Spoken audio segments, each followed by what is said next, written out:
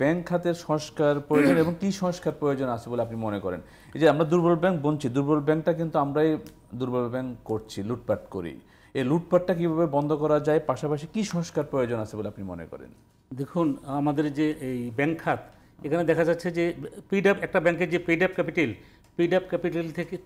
Up ক্যাপিটালের তুলনায় আমাদের যে টোটাল যে ডিপোজিটটা তো হচ্ছিল সাধারণ মানুষের, ব্যাংকে যারা অর্থ গচ্ছিত রেখেছে। পেইড আপ ক্যাপিটালের তুলনায় আপনার হচ্ছিল ডিপোজিট হচ্ছে ধরেন 90 ভাগ বেশি। তাহলে এখানে পেইড আপ ক্যাপিটালটা কারা দেয়? যারা স্পন্সর ডিরেক্টর বা পরবর্তীতে যারা ব্যাংকের ডিরেক্টর হচ্ছে, এরা 2 থেকে 10% তারা শেয়ার কিনে তারা হচ্ছে ডিরেক্টর হচ্ছে।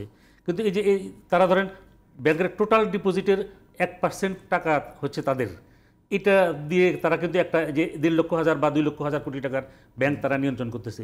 তো সেক্ষেত্রে কিন্তু পৃথিবীর অন্যান্য দেশে দেখা গেছে যে ইন্ডিপেন্ডেন্ট ডাইরেক্টর থাকে। মানে number of independent directors are more than the numbers of sponsor and এই শেয়ার হোল্ডার ডিরেক্টর।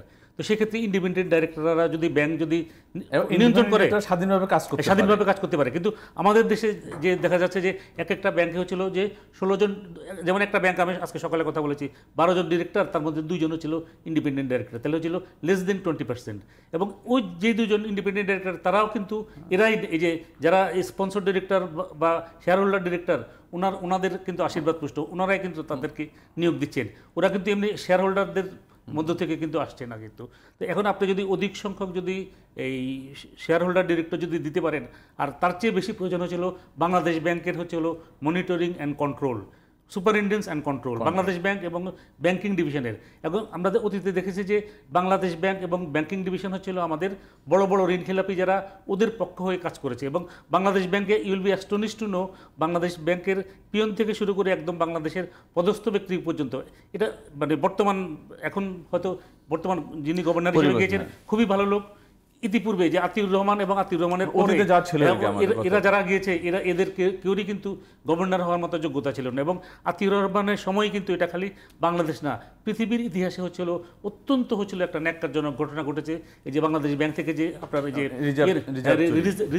রিজার্ভ থেকে যে অর্থ লোপাট হলো, যে এবং আপনি মানে you'll be very astonished to no, ওই অর্থ লোপাট হওয়ার পরে এটা কিন্তু করা গিয়েছে যে ওদের ফেডারেল রিজার্ভ থেকে তদন্ত হয়েছে। এবং এটা খুব ইজি যে কারা এটার সাথে জড়িত, কিন্তু দেখা যাচ্ছে যে এই তদন্ত প্রতিবেদনটা বের হচ্ছে না। এখন যদি এই ধরনের তদন্ত প্রতিবেদন যদি বের না হয়, তাহলে ভবিষ্যতেও কিন্তু এভাবে চেষ্টা করা হবে।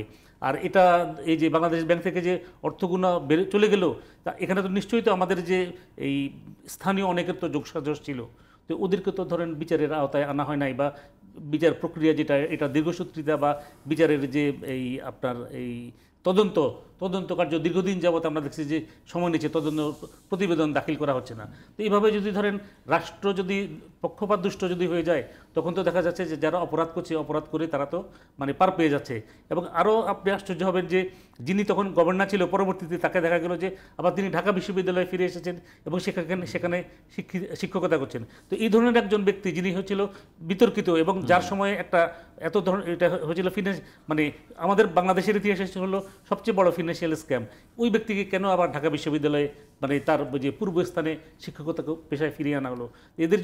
এদেরকে যদি সাজার আওতায় যদি আনা না হয়, তাহলে ব্যাংকিং খাতে কখনো কিন্তু শৃঙ্খলা দেখা দেবে না। আর আমি পূর্বেও আমি নিশ্চয়ই বলেছিলাম যে আমাদের যে ব্যাংকের যে এই ম্যানেজিং ডিরেক্টর হিসেবে যারা আসে, যদি ভবিষ্যতে যে সকল মামলা করা হবে যে খেলাপি ঋণের জন্য, ওই মামলা যেন তাদেরকেও যেন ওই সময় অর্থাৎ ঋণ বিতরণের সময় যিনি ব্যাংকের ব্যবস্থাপনা পরিচালক ছিলেন, তাকেও যেন এই মামলার সাথে এই সম্পৃক্ত করে দেওয়া হয়।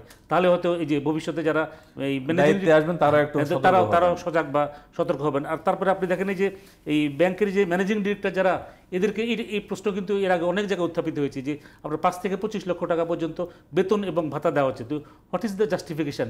এখন অনেকে বলতে পারেন যে তারা তো ব্যাংকে লাভ করায় দিচ্ছে। তো লাভ করায় দিলে তো এই লাভের ভাগিদার তো সবাই, যারা ব্যাংকের শেয়ার হোল্ডার প্রত্যেকেই তো ওইভাবে তো বেনিফিট পাবে। একজন বাংলাদেশের প্রেক্ষাপটে আপনার যেন একটা প্রধানমন্ত্রীর বেতন কত, রাষ্ট্রপতির বেতন কত, একজন সচিবের বেতন কত, একজন সচিব বা প্রধানমন্ত্রী তো সব সুযোগ সুবিধা মিলে 3 লক্ষ বা 5 লক্ষ টাকার উপরে পায় না। তাহলে একজন MDK what is the justification of giving benefit, মানে স্যালারি অ্যান্ড আদার অ্যালাউন্সেস মিলে যদি 20 থেকে 25 লক্ষ টাকা দেন, তাহলে এটা কোনোভাবেই কিন্তু আমাদের অর্থনীতিও জাস্টিফাই করে না। তো এটা একটা নীতিমালার প্রয়োজন আসলে। অবশ্যই নীতিমালা প্রয়োজন, তুমি এর বেশি বেতন দিতে পারবে না। এটা এটা তো তাহলে এই যে এত বেতন দেওয়া মানে হচ্ছিল যে ঠিক আছে তোমাকে আমি সুযোগ সুবিধা দিচ্ছি, তুমি আমার লুটপাটে আমাকে আমার লুটপাটে আমাকে সহযোগিতা সহযোগিতা করো, করবে। এবং সেটাই কিন্তু এতদিন যাবত তাই হয়েছে। হচ্ছে।